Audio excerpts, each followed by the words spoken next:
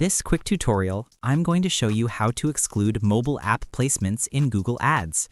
First, go to ads.google.com and log in to your Google Ads account. Next, go to the left sidebar and click on Tools. Then, in the Tools, click on Content Suitability. After that, in the Advanced setting, go to the Excluded Placements section at the bottom of the page. Click on it to expand. Then you'll see two options: Browse to search by using a word, phrase, or URL, and Enter to enter multiple placements using URLs. Click Browse and search for the word, phrase, or URL you want. Then you can choose YouTube channels, YouTube videos, websites, apps, and more. Select the ones you want to be excluded. You can also exclude the whole category if you want.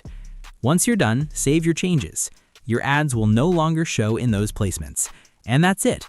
That's how you exclude mobile app placements in Google Ads. Thanks for watching.